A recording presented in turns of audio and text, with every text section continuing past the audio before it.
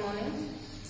हम शब्द निर्माण कर रहे थे। शब्द निर्माण है वो 4 प्रकार से होता है। पहला था उपसर्ग से, दूसरा था प्रत्यय से, तीसरा है समास से। अब समास से हम कैसे शब्द निर्माण करेंगे, आज का हमारा टॉपिक होगा समास। समास का शाब्दिक अर्थ होता है मेल। मेल मतलब उनको मिलाना, दो शब्दों को मिलाना। तो ये हो गया मेल, समास का शाब्दिक अर्थ। देखते हैं कैसे करते हैं। देश का भक्त, अब यहाँ पर 3 शब्द हो गए। देश का भक्त, तो हमने यहाँ पर परस्पर मेल करेंगे इनका, तो देश भक्त हो जाएगा। ये हमारा समास होता है, ठीक है। ऐसे ये है घोड़े पर सवार, 3 शब्दों को हमने परस्पर इनका मेल किया है, तो वो हो जाएगा घुड़सवार। और राजा का महल हो गया राजमहल। और देश से निकाला हुआ,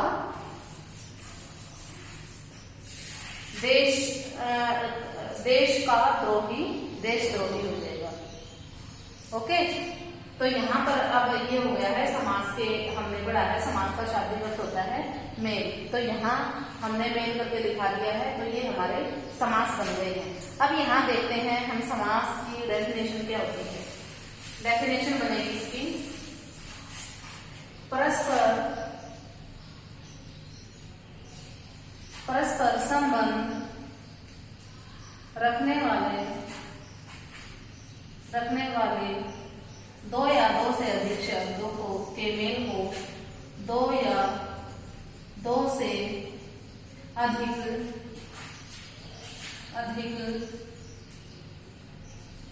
शब्दों के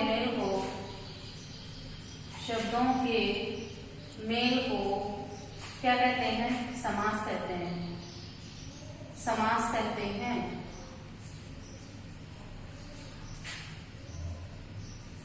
तो यहाँ हमने ये डेफिनेशन लिख दी है। अब समास होता क्या है। जो समास होता है वो एक ही शिरोरेखा के नीचे लिखा जाता है। और फिर जो समास में क्या होता है, समास रचना 2 तरीके से होती है। समास रचना जब हम करते हैं, समास लिखते हैं, तो उसमें 2 पद होते हैं। एक तो पूर्व पद होता है और दूसरा उत्तर पद होता है। जैसे हमारा है ये राजपुत्र, एक शब्द ये हो गया, एक शब्द हो गया, तो इसका विग्रह करेंगे तो ये हो जाएगा राजा का पुत्र। ये होता है हमारा पूर्व पद और ये वाला होता है उत्तर पद। उत्तर होता है बाद वाला, पूर्व होता है पहले वाला। जो पहले है वो पूर्व पद और जो बाद में है वो उत्तर पद। 2 पद हो गए हैं। तो यहाँ पर क्या होगा, जो अलग अलग, अब ये जो है ये तो हमारा हो गया है समस्त पद। समस्त पद एक ही शिरोरेखा के नीचे लिखा जाता है या फिर उनके बीच में योजक चिन्ह मिलेगा। ये मेन पहचान होती है। जो समस्त पद होता है वो एक शिरोरेखा के नीचे और बीच में योजक चिन्ह मिलेगा। दूसरी बात, जब हम समास विग्रह करते हैं उस प्रक्रिया में जो कार्य के चिन्ह लगा देते हैं, समस्त पद को जब अलग अलग करके लिखते हैं तो वो हमारी समास विग्रह की प्रक्रिया कहलाएगी। और समास विग्रह में हम कार्य के चिन्हों का प्रयोग करते हैं। तो ये समास विग्रह करेंगे हम राजपुत्र का, इसका हो जाएगा राजा का पुत्र। ये कार्य के चिन्ह हो गया है। और ये हमने अलग अलग करके 3 शब्द बना दिए हैं। हम इनको जोड़ेंगे, परस्पर संबंध रखेंगे तो समास बन गया है। और समस्त जो समास होता है उसी को ही हम समस्त पद कहते हैं। और समस्त पद जो होता है उसको अलग अलग करके लिखते हैं, कार्य के चिन्हों का प्रयोग करके हम लिखते हैं, तो वो हमारा समास विग्रह होगा। ये होगा हमारा समस्त पद। कार्य के विभक्तियों का प्रयोग करेंगे तो वो हो जाएगा समास विग्रह। समास विग्रह। और फिर यहाँ लिख देंगे हम समास का नाम। समास का खाली समास लिख देंगे, कौन सा समास है ये। इस तरीके से जब एग्जाम में आते हैं आपके कोई ऐसे शब्द मिलेगा, समस्त पद मिलेगा और उसका समास विग्रह करके समास का नाम बताना है आपको, ठीक है। तो इस तरीके से ये हमने कर दिया है। यहाँ पर समस्त पद क्या होता है, एक ही शिरोरेखा के नीचे होता है या फिर बीच में योजक चिन्ह मिलता है पूर्व पद और उत्तर पद में। और जो समास विग्रह होता है पूर्व पद और उत्तर पद के मध्य में कार्य के विभक्तियों का प्रयोग होता है। और जो समास होता है, हम जो समास के भेद होते हैं वहां पर हमने समास का नाम लिखना है। अब ये जो समस्त पद होता है उसके 2 पद बताए हैं मैंने, एक पूर्व पद और दूसरा उत्तर पद। तो यहाँ पर पदों की प्रधानता के आधार पर समास के भेद करेंगे हम। कितने भेद होते हैं, तो पदों की प्रधानता के आधार पर समास के 4 भेद होते हैं। समास के भेद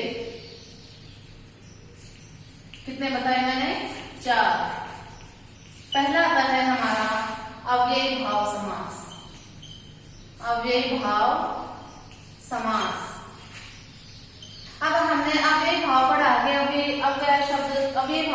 जो होता है उसमें हमारा पूर्व पद अव्यय होता है। और अव्यय क्या होता है? जिस पर लिंग वचन काल कारक का कोई भी प्रभाव नहीं पड़ता है। कहने का मतलब ये है जिस शब्द के ऊपर लिंग वचन काल और कारक का कोई प्रभाव नहीं होता, कोई भी चेंजिंग नहीं होती है। मैंने अव्यय जब करवाए थे समुच्चयबोधक, समुच्चयबोधक, स्मृतिबोधक, तो उस वीडियो में मैंने बता रखा है। तो ये हमारे अव्ययी भाव समास होते हैं जिस पर लिंग वचन काल कारक का कोई भी प्रभाव नहीं पड़ता है। तो यहाँ पर जो अव्ययी भाव समास है तो उसमें पूर्व पद अव्यय होगा और पूर्व पद की ही प्रधानता होगी, इसलिए हमारा अव्ययी भाव समास होता है। मेन पहचान बता देती हूँ कि जो हमारा पूर्व पद होता है वो या तो उपसर्ग मिलेगा या फिर अव्यय शब्द मिलेगा। या तो उपसर्ग होगा, उपसर्ग होता है एक शब्दांत होता है, या फिर अव्यय शब्द मिलेगा जिसके ऊपर कोई भी प्रभाव नहीं पड़ता है। तो यहाँ पर जैसे हमारे उपसर्ग और पहचान देख लेते हैं। पहचान शब्द के साथ मिलेगा यथा, प्रति, भर, और यथा, प्रति, भर, हर, बे, और क्या पहचान है इसकी?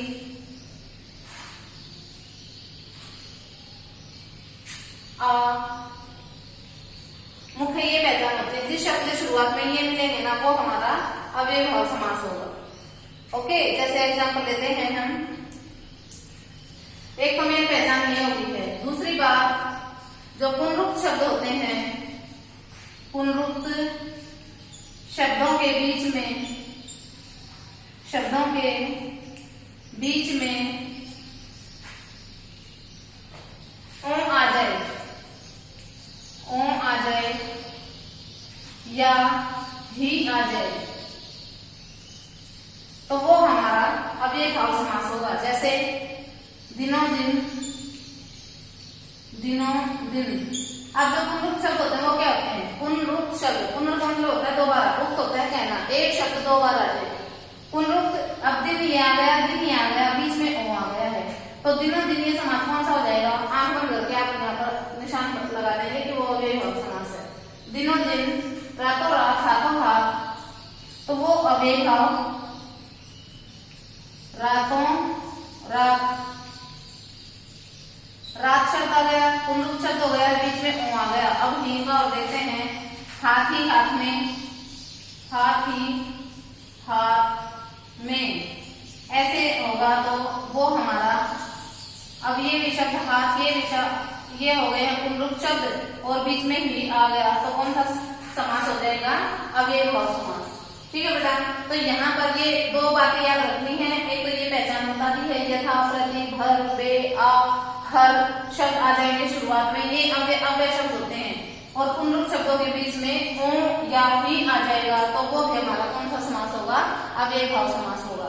नेक्स्ट आता है हमारा समास। एग्जाम्पल देखते हैं। जैसे लिखना वैसे ही है, समासपद लिखेंगे, समासपद, फिर लिखेंगे समास विग्रह, समास विग्रह। समास विग्रह में हम किसका प्रयोग करते हैं?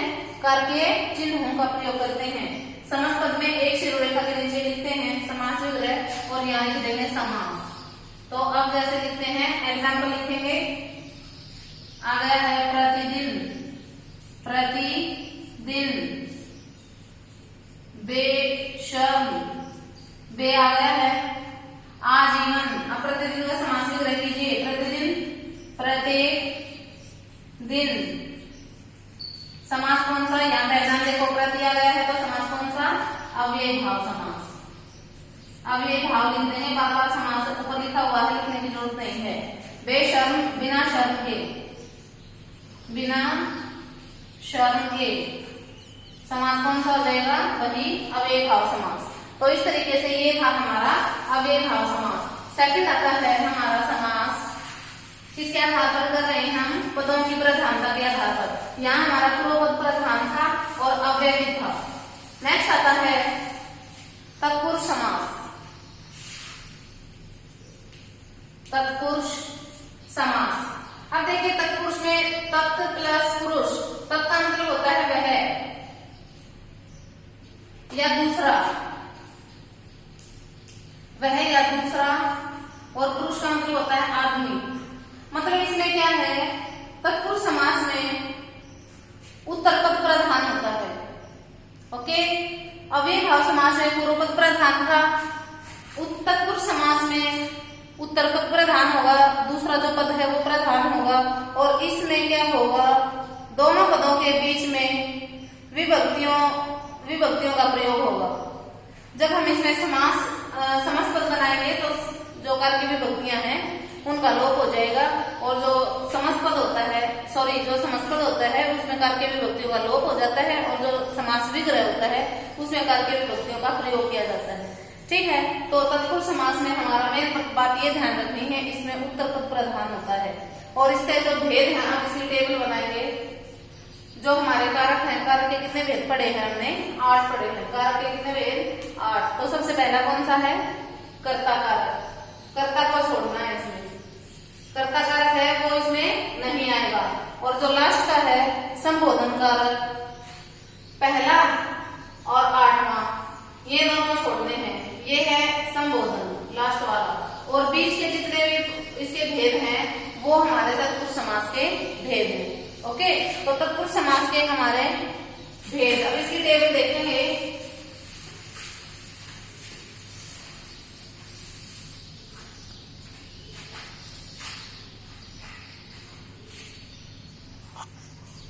यस बेटा, तत्पुरुष समास के हम भेद करते हैं। व्यधिकरण तत्पुरुष समास और समानाधिकरण तत्पुरुष समास, 2 भेद होते हैं।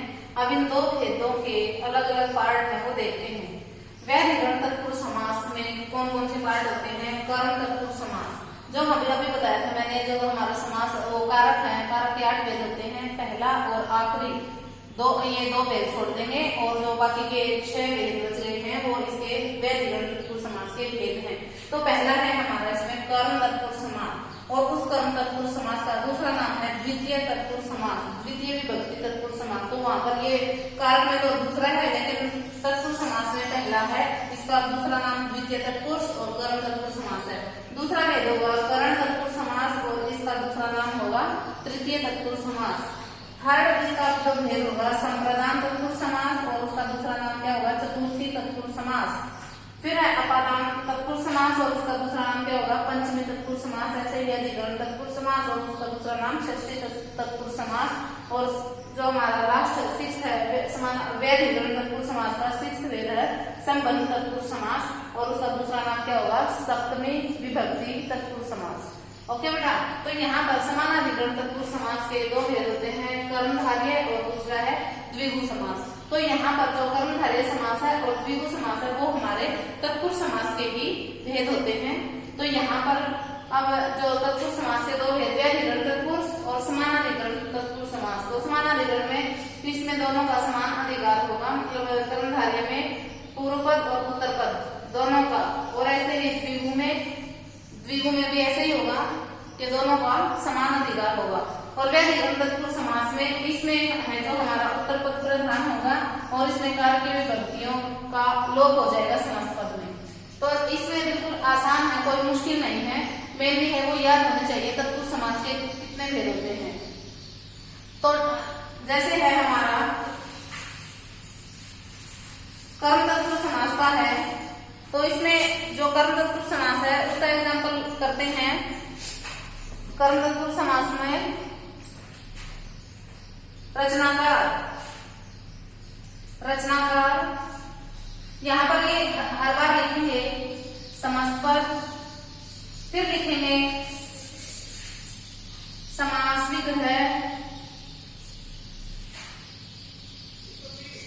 और फिर हो जाएगा समास।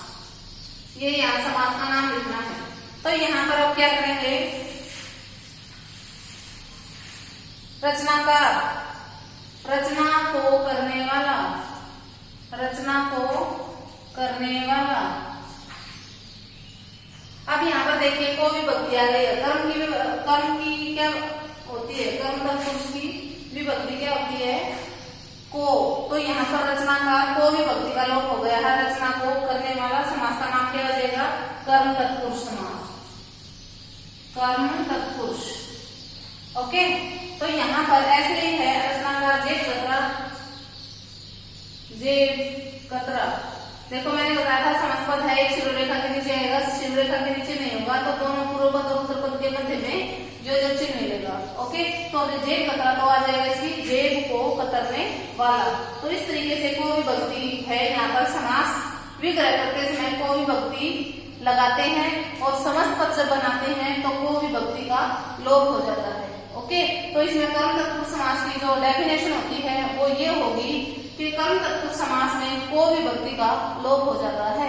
एग्जाम्पल लिखेंगे, फिर समास पद समास विग्रह और समास लिखेंगे और फिर ऐसे एग्जाम्पल दे देंगे, 3-4 एग्जाम्पल दे देंगे। जैसे गगनचुंबी,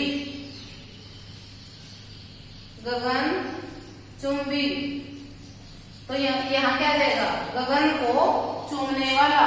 समास कौन सा हो जाएगा, कोई विभक्ति किसकी है, कर्म तत्पुरुष की, तो वहां पर समास कौन सा हो जाएगा, कर्म तत्पुरुष समास। इस तरीके से तो ये हमारा समास कौन सा था, कर्म तत्पुरुष समास। अब नेक्स्ट आता है हमारा करण तत्पुरुष समास। करण की विभक्ति क्या होती है, से के द्वारा, से के द्वारा।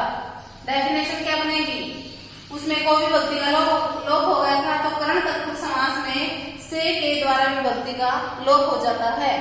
एग्जाम्पल देते हैं, तुलसीकृत, तुलसीकृत, देवदत्त, देवदत्त, तुलसीकृत, तुलसी के द्वारा कृत या रचित। समास कौन सा हो जाएगा, करण तत्पुरुष समास। एग्जाम्पल जो एग्जाम में आते आते ये शब्द आएंगे, समास पद आएंगे। देवदत्त, देवदत्त है देव के द्वारा दिया हुआ, तो के द्वारा का लोप हो गया है देवदत्त में, और के द्वारा लगते ही समास विग्रह हो गया है, तो समास कौन सा हो जाएगा, के द्वारा किसकी विभक्ति होती है, करण की, तो ये समास का नाम क्या हो जाएगा, करण तत्पुरुष समास। ओके, इस तरीके से ये हमारा था करण तत्पुरुष समास। तो नेक्स्ट आ जाएगा हमारा संप्रदान। संप्रदान, संप्रदान की विभक्ति क्या होती है, के लिए, के लिए, के हेतु, के वास्ते। समस्त में रसोई घर, रसोई घर, समास विग्रह कीजिए, रसोई के लिए घर। समास कौन सा जाएगा, के लिए विभक्ति किसकी है, संप्रदान की, तो संप्रदान किसका पार्ट है, तत्पुरुष समास का, तो यहाँ पर ये कौन सा हो जाएगा, संप्रदान तत्पुरुष समास। ओके, तो यहाँ पर रसोई घर में समास विग्रह, रसोई के लिए घर, रसोई के लिए घर। अब देखो ये उत्तर पद है, ये पूर्व पद है, दोनों को मिलाया तो क्या बन गया, रसोई, रसोई घर, और के लिए विभक्ति का लोप हो गया तो समास पद बन गया, और इसमें लगा दिया, विभक्तियां लगा दी तो समास विग्रह हो गया है। ठीक है, जो डेफिनेशन आपको बताई जा रही है उसको प्रूव करते जा रहे हैं साथ के साथ। तो यहाँ पर के लिए विभक्ति किसका होता है, संप्रदान का, तो कौन सा समास हो गया है, संप्रदान तत्पुरुष समास। अब आता है हमारा नेक्स्ट अपादान तत्पुरुष समास। अपादान की विभक्ति क्या होती है, से के द्वारा। ओके, तो यहाँ पर डेफिनेशन क्या होगी बताइए, संप्रदान तत्पुरुष समास, अपादान तत्पुरुष समास में से ब्रैकेट में लिख देंगे अलगाव, किसका बोध हो रहा है यहाँ, अलगाव का।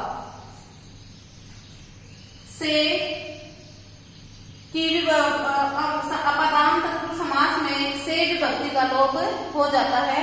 समास पद देखते हैं, समास विग्रह करते हैं। समास पद देखते हैं, कर्ज मुक्त, कर्ज मुक्त, नेत्रहीन,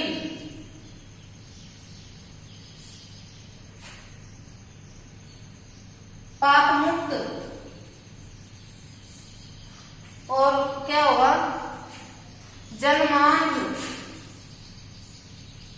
जन्मांध, जन्म से था तो अपनी रोशनी से हीन है वो, उसको दिखाई नहीं दे रहा है, तो जन्मांध कौन सा समास हो जाएगा, जन्म से विभक्ति अपादान की है, अलगाव है, रोशनी से अलगाव हो रहा है, तो वो कौन सा समास हो जाएगा, अपादान। अब कीजिए इसका समास विग्रह कीजिए, कर्ज मुक्त, कर्ज से मुक्त, पूर्व पद उत्तर पद दोनों को मिलाया, समस्त पद बन गया कर्ज मुक्त, और से विभक्ति का लोप हो गया, तो कौन सा समास, अपादान तत्पुरुष। से विभक्ति लगा दी तो क्या बन गया, लोप कर दिया तो समस्त पद बन गया। ठीक है, तो इस तरीके से अब इसका कीजिए नेत्रहीन का। नेत्रहीन का क्या बन जाएगा, नेत्रों से हीन। नेत्र से हीन या नेत्रों से हीन बोथ आर राइट, तो इसमें क्या जाएगा, से। समास कौन सा हो जाएगा, अपादान तत्पुरुष समास। ऐसे ही है, पाप मुख बनाइए, पाप से मुख। समास कौन सा हो जाएगा, अपादान तत्पुरुष। जन्मान, जन्म से अंधा, और फिर समास कौन सा हो जाएगा, अपादान तत्पुरुष समास। नेक्स्ट आता है अधिकरण तत्पुरुष समास। अधिकरण तत्पुरुष समास, उसकी विभक्ति क्या होती है, में, पर। में पर का लोप हो जाता है। अधिकरण तत्पुरुष समास में पर विभक्ति का लोप हो जाता है। एग्जाम्पल देखते हैं, डेफिनेशन कहीं नहीं आती है एग्जाम में, कोई भी शब्द दे दिया जाता है, समस्त पद देते हैं, उसका विग्रह करके समस्त का नाम लिखना होता है। तो यहाँ पर समस्त पद देखते हैं, अधिकरण डिब्बा बंद, डिब्बा बंद। सिर दर्द, सिर दर्द। अब देखिए डिब्बा बंद, तो इसका क्या हो जाएगा, आप बीती, आप बीती, अपने पर बीती या स्वयं पर बीती। डिब्बे में बंद, में विभक्ति किसकी है, अधिकरण तत्पुरुष समास की। समास कौन सा जाएगा, अधिकरण तत्पुरुष समास। सिर दर्द, समास विग्रह कीजिए, सिर में दर्द, सिर में दर्द, सिर दर्द। पूर्व पद और उत्तर पद को दोनों को मिला दिया, एक बन गया, में विभक्ति का लोप कर देंगे, तो कौन सा भी समास होगा, अधिकरण तत्पुरुष समास। आप बीती, अपने पर बीती, पर किसका चिन्ह है, अधिकरण तत्पुरुष समास का, तो समास कौन सा हो जाएगा, अधिकरण तत्पुरुष समास। नेक्स्ट आता है हमारा, नेक्स्ट आता है